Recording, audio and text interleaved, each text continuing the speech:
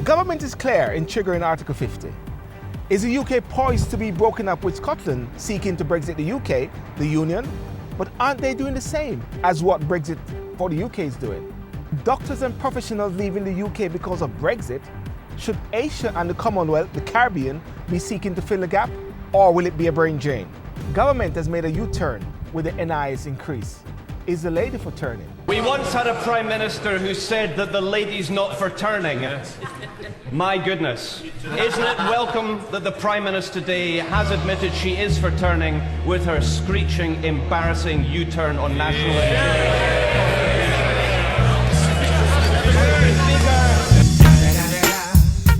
Tributes to Chuck Berry, who died at 90, the father of rock and roll.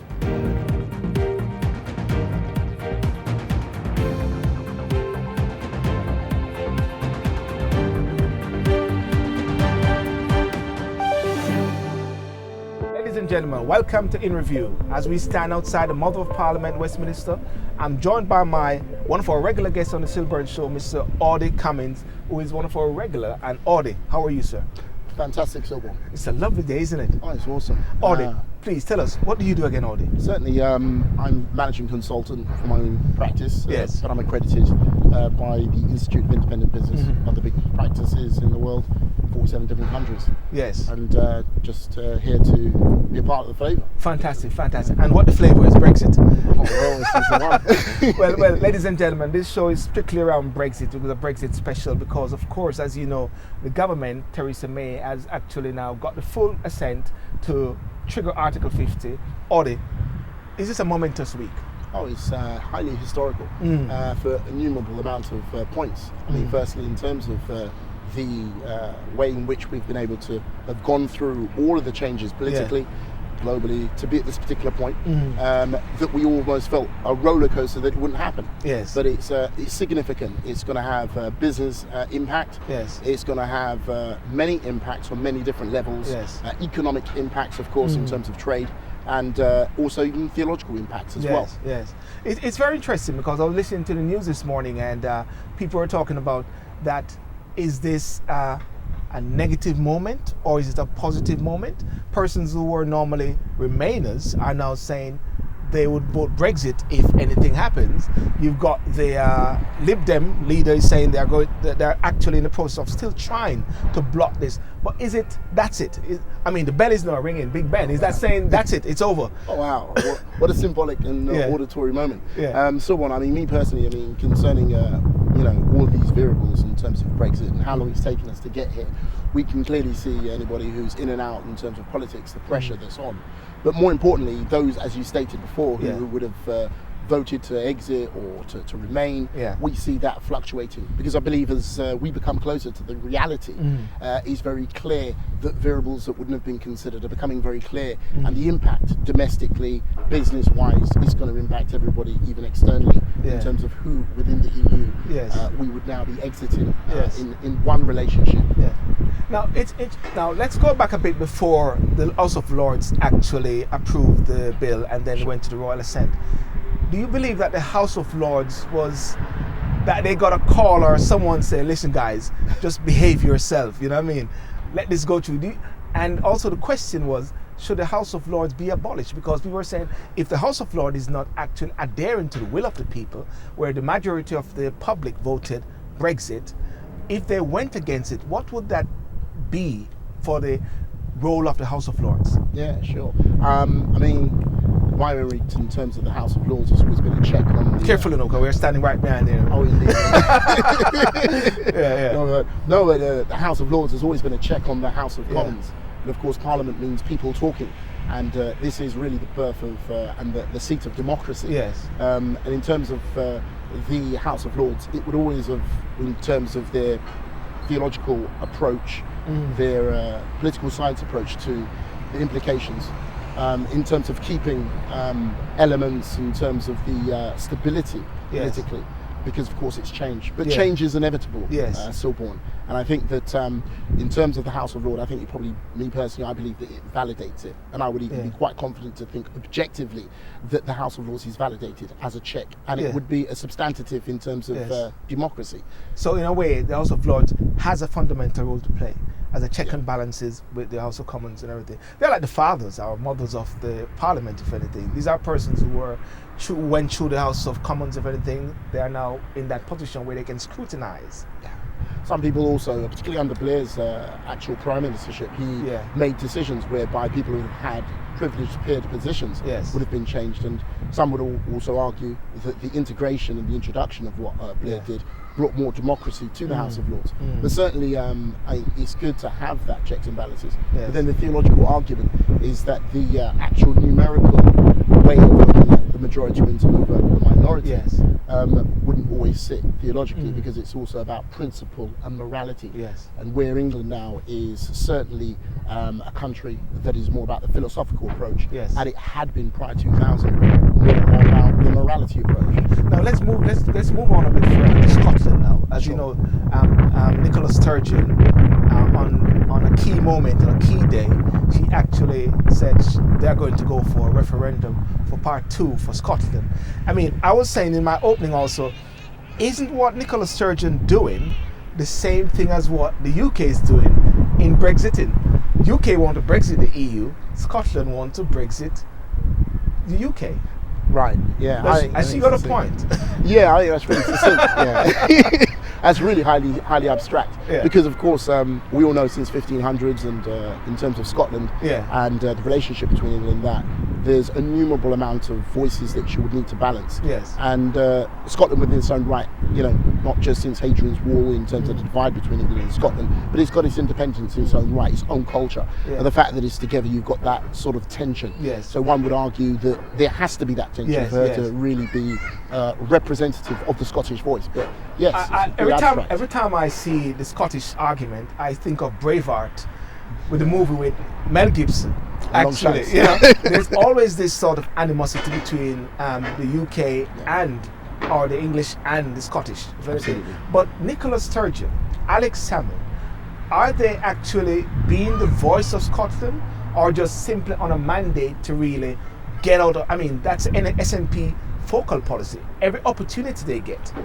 I mean, Ruth Davidson, who is pardon me if I got the wrong name, for the Conservative for Scotland, she's actually saying they're not there governing the country, they're just wanting to Brexit or a referendum. Yeah, it's interesting. I mean, the key thing is that in terms of those who have placed them there will have bearing, along with the bearing of those that possibly have been lesser influencing in terms of placing them there.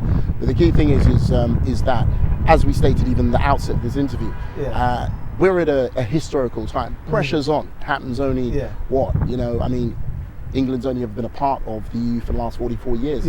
What we're about to do has possibly been not within the lifetime of many of the people making decisions, and they've got to get it right. And so the pressure, I would say, is making sure that it's equally and equitably balanced, so that everybody knows that they get the best deal for their people and go down in history with a good legacy. And that's interesting. So what is the black community?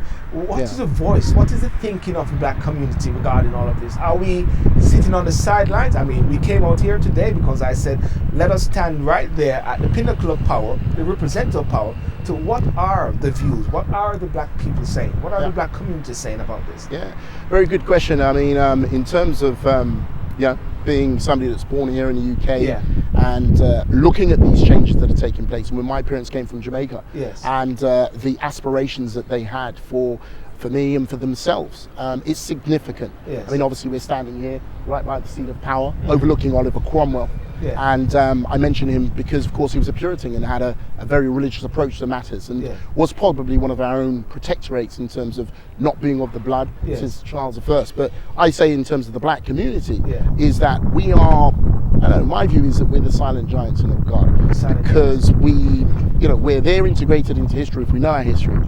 But at the same time, it's about knowing oneself. And I think we do need to make our voice heard. We need to make our contribution, because historically, throughout history, English literature, Macbeth, we are Thane of Glamis. We've always been there, and that element needs to become more prominent. That's sort of like the black element, isn't it? Oh yeah. No,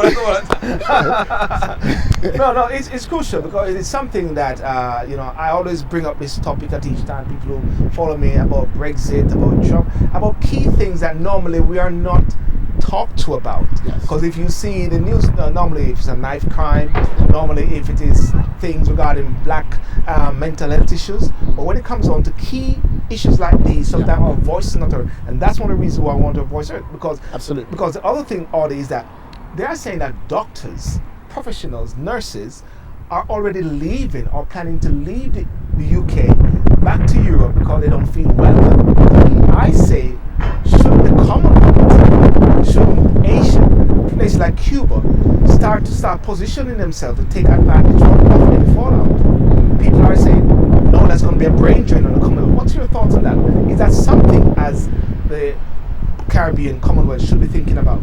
Yeah, definitely, Silborn. I definitely believe that's definitely something that we need to be considering. It's worthy of due consideration because we have made up since the 60s a significant part of the workforce and the workflow, and the fact that that may be reversing and the feelings, because ultimately, though we endeavour to try to say logically we make all our decisions, it comes down to the feelings, Silborn, and that togetherness, and one would even argue the cohesiveness of England and the fabric of England, and that's why we as black people need to make our voice heard, so that when that fabric is sewn, that we are a part of the whole tapestry that it represents the context of the UK. And that's crucial because talk about trade now.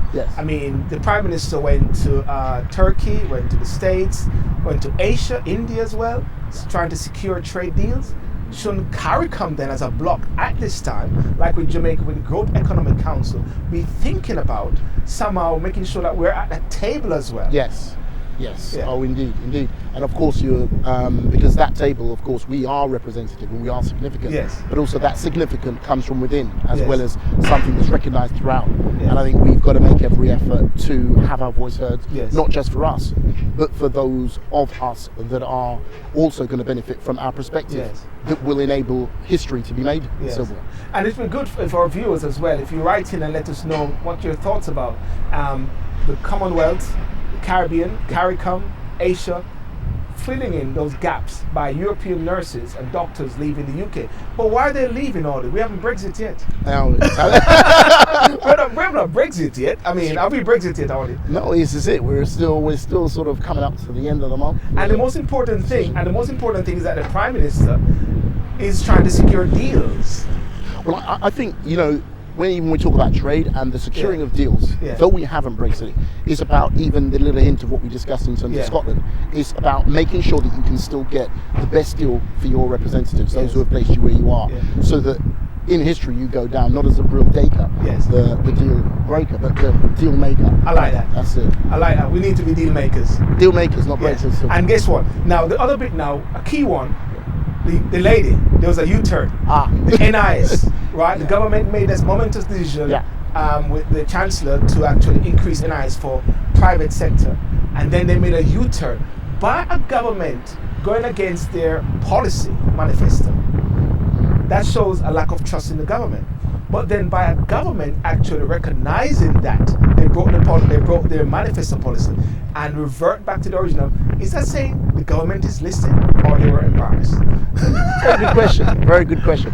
I mean, I would look at that as being significant and possibly an achievement in terms of democracy within this country, because clearly that's what the vote which decided that we would determine our actual Brexit. And even though Theresa was basically a part of the Remain, she recognised her dutiful role in representing the democracy of the majority, regardless. So when you present that question about flux and how it's changed, it's indicative, because of course we know that economically the fabric of the UK and every first world country or country looking to move towards first world has to work by effectively price mechanism and flux, and the Brexit is going to affect the price of goods and trades, and they will. And some say it's going to take probably about a year before the general public are going to feel the impact of the increase in products and services that Theresa May well be looking to negotiate to the betterment of. And in less than a minute, if the NIS had increased as a businessman, private sector entrepreneur, what effect would that have been on your business? Yeah, it's a significant effect in one sense, that all those who are employed on projects that I project manage, all the directors that I would advise, it would be something that a HRM, a strategic HRM impact that they would need to consider. But at the same time that would consider, it would be something that they would be looking to absorb. Yes. However, Silborn, I think really it's about feelings again. Yes. And I think it's going to affect everybody with regards to the NIS increase. Yes. And it's about managing the feelings of the stakeholders significantly. But we are talking about the biggest sector, so that is SMEs. They make up the majority of 70% of the fabric of the economics of UK, and it still needs to be managed tentatively. Right. Okay, and finally, Chuck Berry passed away, 90 years of age. What's amazing. I mean, 90 years old, what can you say? I mean, that's almost 2 jubilees. Yeah, actually some people were saying on Facebook saying they thought he had passed away already. So he actually lived a good innings, if anything. Indeed, I mean, I must confess, I was surprised he was around 90 years, but then I suppose his music will always be memorialised and influential to what we consider to be. Well, may he rest in peace, the father of rock and roll. You know, ladies and gentlemen, I want to thank you so much for joining us on In Review. Thank you so much, Audie. I think we are going to church now, isn't it? Oh, God, to praise the Lord. You know, we go to church, so you know it's important that we declare that as well. Amen. And of course, please follow us on Silburn Show In Review. You can follow us on Silburn TV, hashtag Silburn TV as well, and like, share, and let us hear your views about some of the comments today. And as well, from the Westminster, Mother of Parliament, House of Lords, thank you so much, and see you next time.